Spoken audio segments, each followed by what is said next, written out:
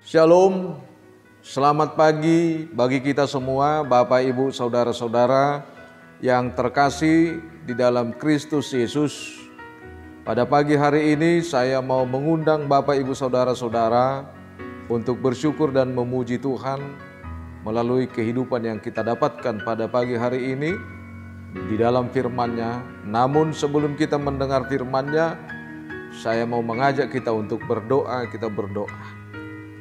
Bapa di dalam sorga, kami bersyukur Tuhan buat segala kasih dan penyertaan-Mu dalam kehidupan kami pribadi lepas pribadi yang memperkenankan kami bangkit dari setiap tidur kami dengan berkat dan anugerah yang Tuhan berikan, yaitu napas kehidupan dan kesehatan.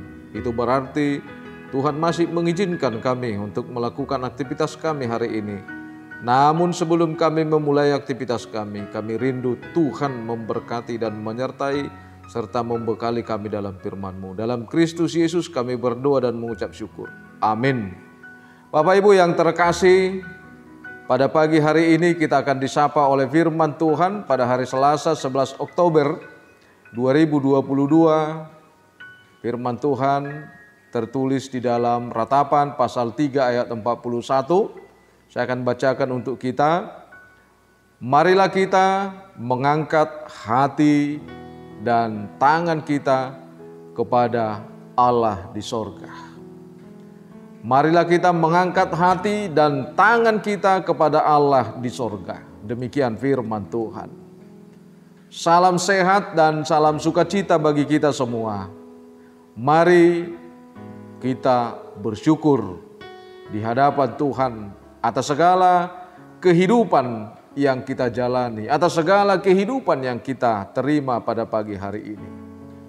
Pertanyaan pada pagi hari ini bagi kita, apakah saudara mengharapkan dengan apakah yang saudara harapkan dengan kehidupan saudara hari ini?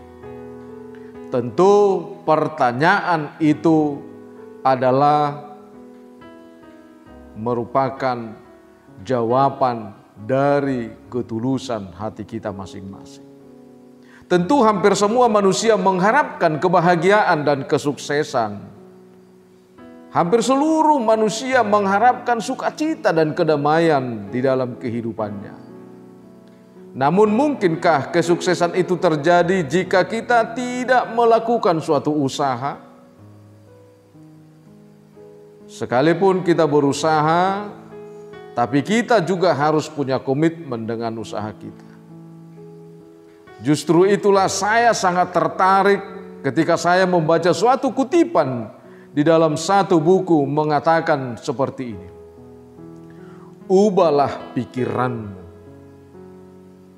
dan pikiranmu akan mengubah duniamu.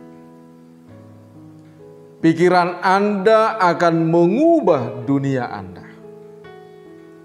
Karena itu Bapak, Ibu, Saudara-saudara, banyak orang yang menginginkan perubahan, banyak orang yang menginginkan kesuksesan di dalam kehidupannya, tetapi dia tidak pernah mengubah konsep berpikirnya. Dia tidak pernah mengubah konsep yang baik dalam kehidupannya.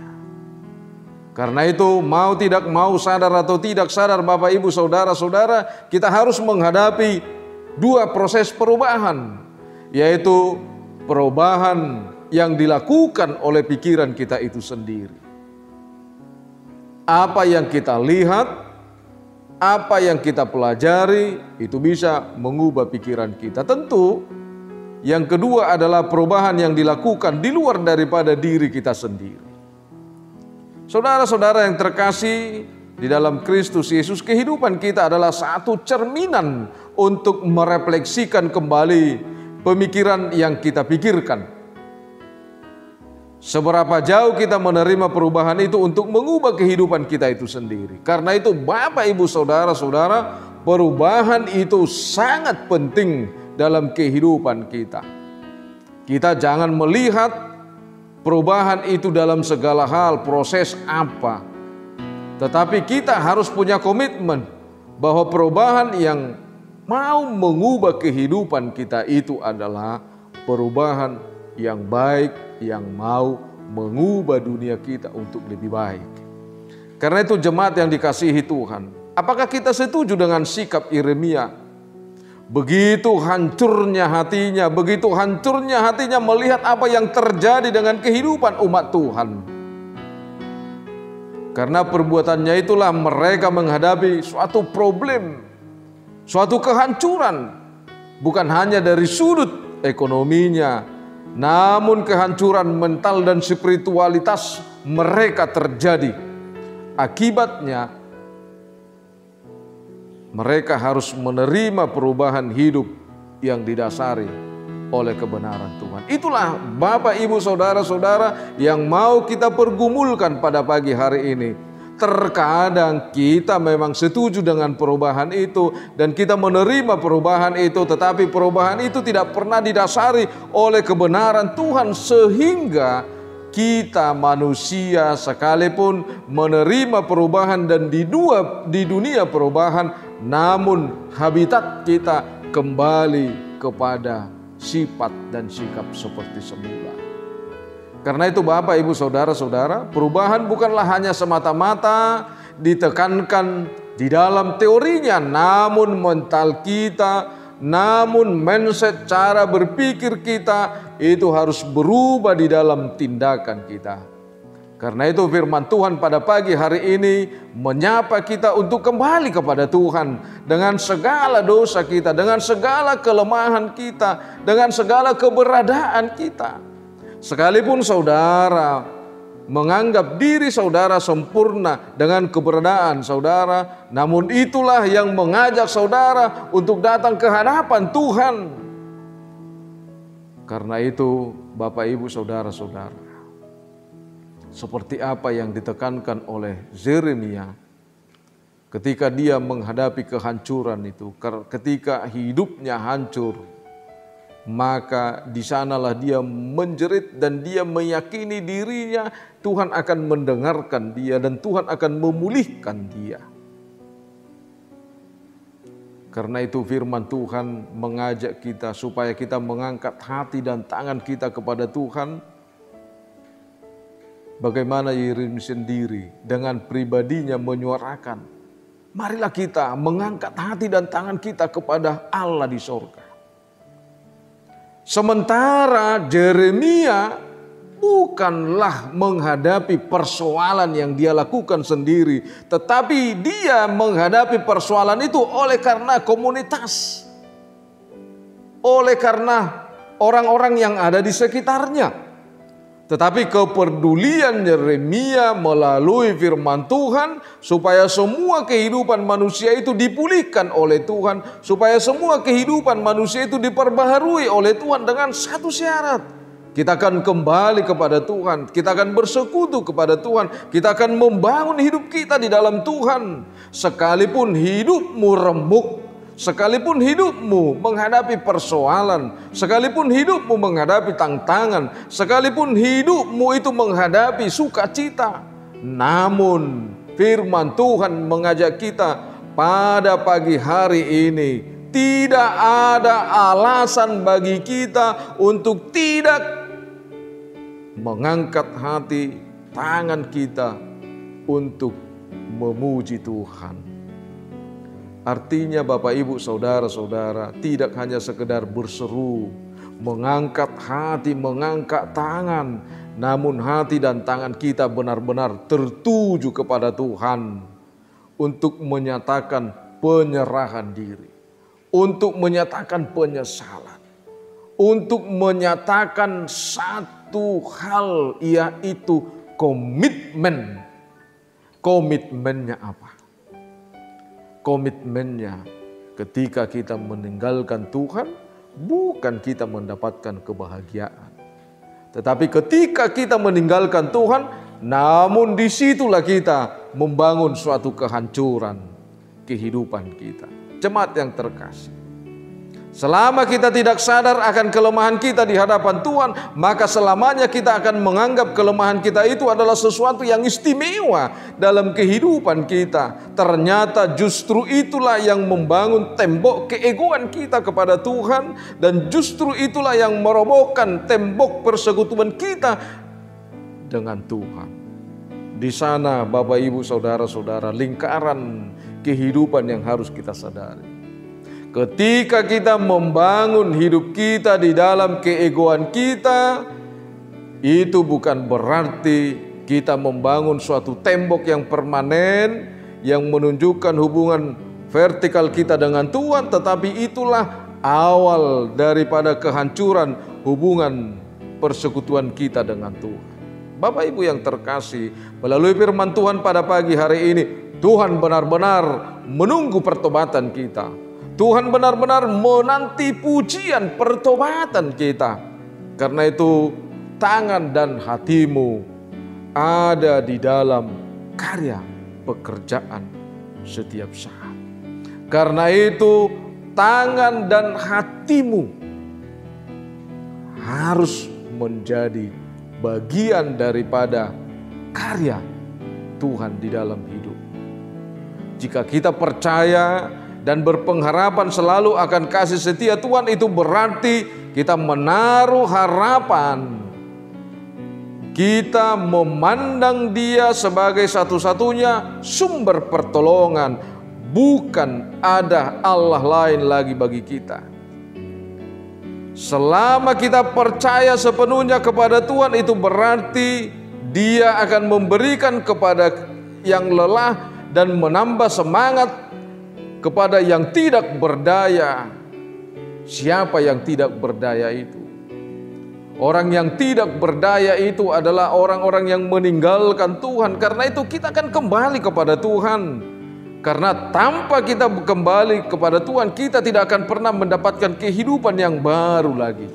Karena itu Bapak Ibu yang terkasih, orang-orang yang menanti Tuhan, orang-orang yang mengangkat pujian kepada Tuhan, orang-orang yang mengangkat hati dan tangannya kepada Tuhan,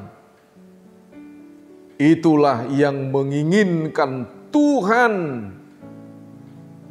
bersama-sama Dia untuk mengatasi masalah, supaya dia sanggup untuk terus berjalan melewati badai, melewati persoalan hidup.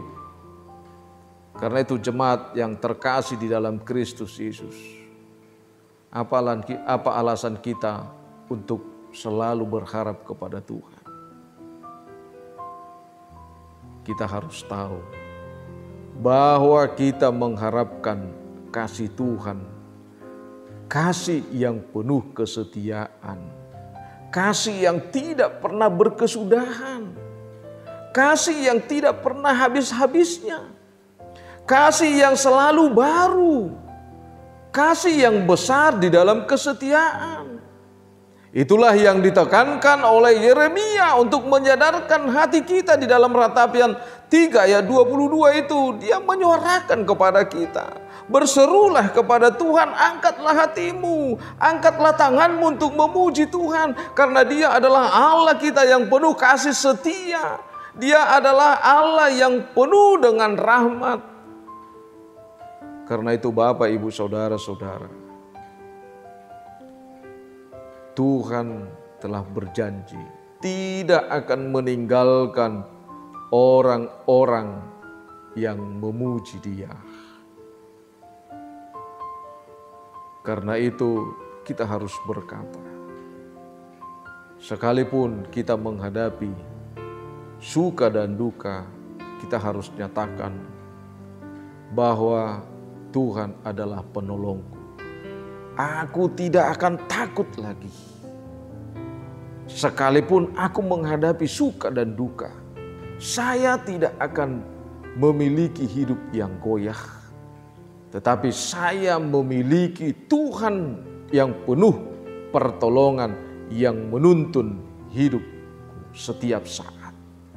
Saudara-saudara yang terkasih, Bapak Ibu, di dalam Tuhan kita Yesus Kristus, pada pagi hari ini kita akan memulai segala aktivitas kita. Jangan takut dan jangan khawatir. Selalu menyerahkan hidup kepada Dia. Apapun aktivitas yang akan kita lakukan. Jika kita berpengharapan kepada Tuhan, maka aktivitas kita hari ini adalah aktivitas yang penuh dengan kasih setia Tuhan, yang penuh dengan pertolongan Tuhan. Amin, kita berdoa. Allah Bapa yang bertata di dalam kerajaan sorga, kami bersyukur Tuhan kalau pada pagi hari ini kasih setiamu begitu besar dalam kehidupan kami. Itu Tuhan nyatakan ketika Tuhan memberikan kepada kami kesehatan, ketika Tuhan memberikan kepada kami napas kehidupan, dan ketika Tuhan memberikan kepada kami kesempatan untuk melakukan aktivitas kami, berkarya dalam kehidupan kami setiap hari. Tolong kami Tuhan. Kau memberkati setiap jemaat mulai dari anak-anak sekolah minggu hingga lansia. Di dalam aktivitas dan kegiatan kami satu hari ini, baik di dalam studi pekerjaan ataupun di dalam aktivitas kami, apapun yang kami lakukan Tuhan, biarlah Tuhan yang berkarya melalui tangan, hati, dan pikiran kami. Terima kasih Tuhan. Kalau pada pagi hari ini biarlah Engkau yang kami muliakan di dalam segala kehidupan kami. Khususnya biarlah kasih-Mu Tuhan yang ada di tengah-tengah bangsa dan negara kami ini. Biarlah kami Tuhan meratapi segala keegoan kami, karena keegoan kami itu telah menghancurkan kehidupan yang baik dalam kehidupan kami. Tapi biarlah Tuhan yang mengubah kami supaya kami sadar bahwa hidup kami ini adalah hidup yang penuh kasih setia dan berkat Tuhan yang tidak berkesudahan. Terima kasih Tuhan, kami juga berdoa buat gereja-Mu HKBP di tengah-tengah dunia ini. Biarlah Tuhan yang memberkati setiap pelayan. Biarlah Tuhan yang memberkati setiap jemaat. Topang kami Tuhan untuk melakukan yang terbaik buat gereja-Mu, supaya melalui gereja-Mu kami berkarya di dalam segala kehidupan kami. Terima kasih Tuhan. Kalau pada pagi hari ini juga kami berdoa buat gereja-Mu HKBP Surabaya ini. Ada banyak hal Tuhan, pelayanan-pelayanan yang akan kami lakukan, program-program gereja-Mu yang kami lakukan, kami yakin bahwa tangan-Mu akan berkarya dan bekerja untuk menopang dan menuntun setiap jemaat, khususnya Tuhan. Program pelayanan koinonia, diakonia, dan marturia terkhusus buat persiapan panitia dalam pesta Gotilon. Biarlah Tuhan melalui Roh Kudus-Mu kami sadar begitu berkat kasih setia Tuhan yang kami terima, yang tidak berkesudahan dalam kehidupan kami. Terima kasih Tuhan, dengarlah doa kami ini yang kami persembahkan hanya di dalam nama-Mu Tuhan Yesus Kristus Juru Selamat kami. Anugerah Tuhan kita, kasih setia Allah Bapa, persekutuan Roh Kudus memberkati kita. Amin. Bapak Ibu yang terkasih, pada pagi hari ini kami mengingatkan kita buat seluruh jemaat HKBP Surabaya dan jemaat yang mendengarkan firman-Nya pada pagi hari ini. Kami atas nama pimpinan jemaat dan juga panitia Pesta Gotilon HKBP Surabaya mengajak Bapak Ibu Saudara-saudara supaya kita sadar, supaya kita benar-benar bersyukur kepada Tuhan. Melalui Pesta Gotilon ini kita harus bersyukur kepada Tuhan bahwa tanpa kasih setia Tuhan apapun kita tidak akan mendapatkan apa-apa di dalam kehidupan kita. Namun melalui Pesta Gotilon ini, mari Bapak Ibu Saudara-saudara, dengan rasa syukur, rasa penuh sukacita kepada Tuhan, mari kita dukung. Persembahkan yang terbaik kepada Tuhan, persembahkan yang terbaik untuk kemuliaan Tuhan. Selamat beraktivitas dan selamat menyambut dan mendoakan Pesta Gotilon kita sukses untuk kemuliaan Tuhan. Amin. Horas, horas, horas.